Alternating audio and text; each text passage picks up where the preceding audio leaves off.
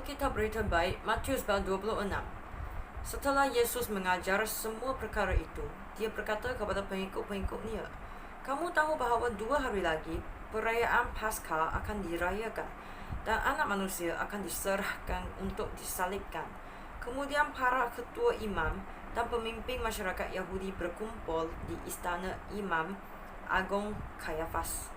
Mereka berkomplot untuk menangkap Yesus dengan diam-diam dan membunuh dia. Mereka berkata, "Kita tidak boleh melakukannya pada masa perayaan kerana nanti rakyat merusuh." Yesus di Betania di rumah Simon yang dahulu berpenyakit kulit yang mengerikan. Yesus sedang makan apabila seorang wanita datang kepadanya. Dia membawa sebuah botol marmar berisi minyak wangi yang mahal. Dia menuang minyak wangi itu ke atas kepala Yesus. Pengikut-pengikut Yesus nampak apa yang berlaku lalu naik marah. Mereka bertanya, "Mengapa minyak wangi itu dibazirkan? Minyak itu boleh dijual dengan harga yang tinggi dan wangnya boleh diberikan kepada orang miskin." Yesus mengetahui apa yang dikatakan mereka. Lalu dia berkata kepada mereka, "Mengapa kamu menyusahkan wanita ini? Apa yang telah dilakukannya untukku itu baik dan terpuji. Orang miskin sentiasa ada di kalangan kamu, tetapi aku tidak selamanya bersama-sama kamu. Wanita ini menuangi aku dengan minyak wangi, dan dengan perbuatan itu dia mempersiapkan tubuhku bagi penguburanku. Ingatlah, di seluruh dunia, di mana sahaja berita baik dikarbakan, perbuatan wanita ini akan diceritakan untuk mengenang dia." Kemudian seorang daripada 12 orang pengikut Yesus yang bernama Yudas Iskariot pergi kepada para ketua imam. Dia berkata, "Apakah yang akan kamu berikan kepadaku jika aku menyerahkan Yesus kepada kamu?" Mereka mengira 30 keping wang perak lalu menyerahkan wang itu kepadanya. Sejak itu, Yudas mencari peluang baik untuk mengkhianati Yesus. Pada hari pertama perayaan roti tidak beragi, pengikut-pengikut Yesus datang kepadanya dan bertanya, "Di manakah guru ingin kami sediakan jamuan Paskah untuk guru?" Yesus menjawab, "Pergilah berjumpa dengan seorang di bandar. Katakan kepadanya, guru berkata, saatnya sudah hampir tiba. Dia hendak merayakan Paskah di rumahmu bersama dengan pengikut-pengikutnya." Pengikut-pengikutnya melakukan suruhan Yesus dan menyiapkan jamuan Paskah itu. Apabila malam tiba, Yesus dan 12 orang pengikutnya mula makan. Sementara mereka makan, Yesus berkata, "Ketahuilah, seorang daripada kamu akan mengkhianati aku." Pengikut-pengikutnya sangat sedih. Seorang demi seorang mula bertanya kepada Yesus, "Tentu bukan aku yang Tuhan masukkan."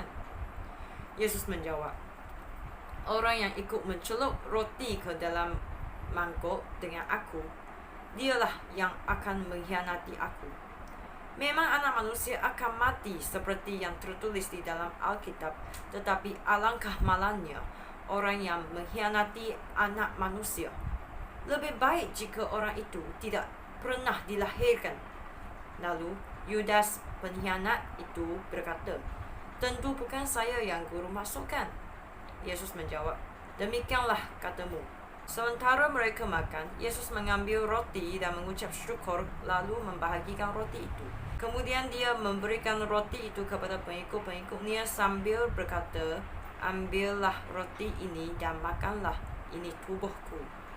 Kemudian dia mengambil sebuah cawan berisi wine. Dia mengucap syukur kepada Allah lalu memberikan cawan itu kepada pengikut-pengikutnya sambil berkata, "Minumlah kamu semua. Inilah darahku yang mengesahkan perjanjian yang dibuat oleh Allah dengan umatnya. Darahku yang dicurahkan bagi banyak orang supaya dosa mereka diampunkan. Percayalah, aku tidak akan minum wine ini lagi sehingga hari itu apabila aku minum wine baru bersama-sama kamu di dunia baru Bapa-Ku." Setelah mereka menyanyikan sebuah nyanyian pujian, mereka pergi ke Bukit Zaitun. Kemudian Yesus berkata kepada pengikut-pengikutnya, pada malam ini juga kamu semua akan lari meninggalkan aku. Kerana di dalam Alkitab tertulis, Allah akan membunuh gembala itu, lalu kawanan dombanya akan tercerai-berai. Tetapi setelah aku dibangkitkan semula, aku akan pergi ke Galilea terlebih dahulu daripada kamu. Petrus berkata kepada Yesus, meskipun semua yang lain meninggalkan guru, saya tidak akan berbuat demikian. Yesus berkata kepadanya, ingatlah, sebelum ayam jantan berkokok malam ini, 3 kali engkau akan berkata, engkau tidak mengenal aku. Petrus menjawab, tidak sekali-kali saya akan berkata saya tidak mengenal guru, meskipun saya terpaksa mati bersama-sama guru. Semua pengikut yang lain pun berkata demikian. Kemudian Yesus dan pengikut-pengikutnya pergi ke suatu tempat bernama Getsemani.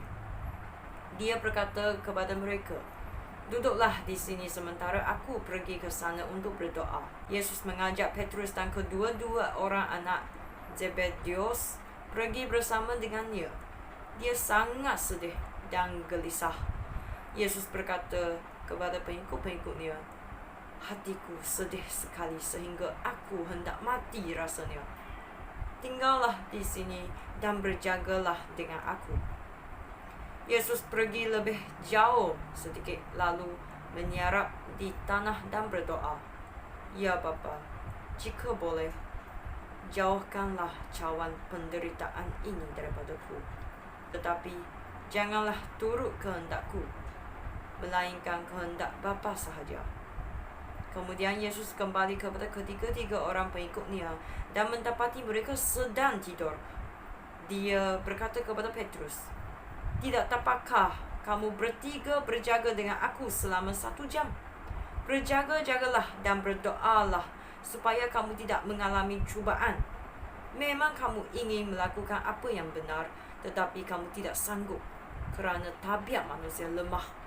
Sekali lagi Yesus pergi dan berdoa, ya Bapa, jika cawan penderitaan ini tidak dapat dijauhkan daripadaku, tetapi harus aku minum, biarlah kehendak Bapa berlaku. Kemudian Yesus kembali kepada pengikut-pengikutnya dan dia mendapati mereka masih tidur kerana mengantuk. Sekali lagi Yesus meninggalkan mereka, lalu pergi dan berdoa dengan kata-kata yang sama untuk kali ketiga. Lalu Yesus kembali kepada pengikut-pengikutnya dan berkata, masihkah kamu tidur dan berehat? Lihatlah, saatnya sudah tiba bagi anak manusia diserahkan ke dalam kekuasaan orang berdosa. Bangunlah, marilah kita pergi. Lihatlah, orang yang mengkhianati aku sudah datang. Yesus masih berkata-kata apabila Yudas, seorang daripada 12 orang pengikutnya tiba. Bersama dengan dia datang juga sekumpulan orang yang membawa pedang dan belantan. Mereka disuruh oleh para ketua imam dan pemimpin masyarakat Yahudi.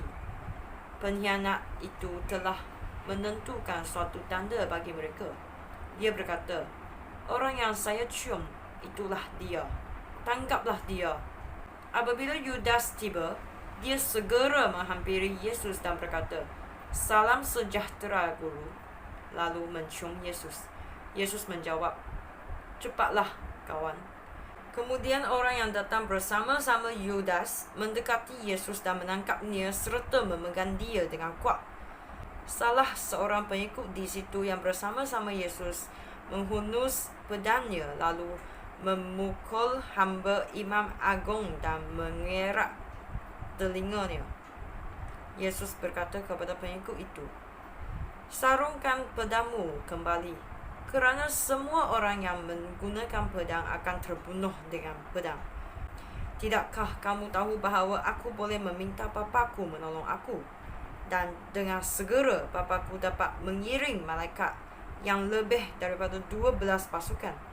Tetapi aku tidak akan meminta Bapa-Ku menolong aku. Jika aku berbuat demikian, bagaimanakah nubuat di dalam Alkitab yang mengatakan bahawa perkara ini harus berlaku dapat terjadi. Lalu Yesus berkata kepada semua orang itu, "Perlukah kamu datang dengan pedang dan belatan untuk menangkap aku? Seolah-olah aku ini penjahat. Setiap hari aku mengajar di rumah Tuhan, tetapi kamu tidak menangkap aku. Tetapi segala perkara ini berlaku supaya apa yang ditulis oleh para nabi di dalam Alkitab terjadi." Kemudian semua pengikut Yesus lari meninggalkan dia. Kumpulan orang yang menangkap Yesus membawa dia ke rumah Imam Agung Kayafas. Di situ, guru Taurat dan pemimpin masyarakat Yahudi telah berkumpul. Petrus mengikuti Yesus dari jauh sampai ke halaman rumah Imam Agung itu. Petrus masuk ke halaman itu dan duduk bersama dengan pengawal-pengawal untuk mengetahui apa yang akan berlaku. Ketua-ketua imam dan anggota lain daripada majlis agama berusaha untuk mencari bukti-bukti palsu bagi mendakwa Yesus, supaya mereka boleh menjatuhkan hukuman mati kepadanya. Tetapi mereka tidak mendapat satu bukti pun, walaupun banyak yang memberikan kesaksian palsu terhadap Yesus. Akhirnya 2 orang tampil ke hadapan dan berkata, orang ini berkata, "Aku dapat merobohkan rumah Tuhan dan dalam 3 hari aku dapat membinanya semula." Lalu Imam Agung berdiri dan bertanya kepada Yesus, "Tidakkah kamu mahu menjawab tuduhan yang ditujukan kepadamu?" Tetapi Yesus diam sahaja. Sekali lagi Imam Agung berkata kepadanya, "Demi nama Allah yang hidup, beritahu kami, adakah kamu penyelamat yang diutus oleh Allah, yaitu Anak Allah?" Yesus menjawab, "Demikianlah katamu, tetapi aku berkata kepada kamu semua, tidak lama lagi kamu akan melihat Anak Manusia duduk di sebelah kanan Allah yang Maha Kuasa, serta datang di atas awan." Lalu Imam Agung mengoyakkan jubahnya dan berkata, "Dia mengkufuri Allah. Kita tidak memerlukan saksi lagi. Kamu telah mendengar dia mengkufuri Allah. Apakah keputusan kamu?" Mereka menjawab, "Dia bersalah dan mesti dihukum mati." Mereka meludahi muka Yesus dan memukul dia. Beberapa orang yang menampar Yesus berkata, "Hai penyelamat yang diutus oleh Allah, tegalah siapa yang memukul kamu." Petrus sedang duduk di luar di halaman. Apabila salah seorang hamba perempuan Imam Agung datang dan berkata kepadanya, "Kamu juga bersama-sama Yesus orang Galilea itu." Tetapi Petrus menafikan hal itu di hadapan mereka semua. Dia berkata, "Aku tidak tahu akan maksudmu." Lalu dia pergi ke pintu halaman. Seorang hamba perempuan lain nampak Petrus dan berkata kepada semua orang di situ, "Orang ini juga bersama-sama Yesus dari Nazaret."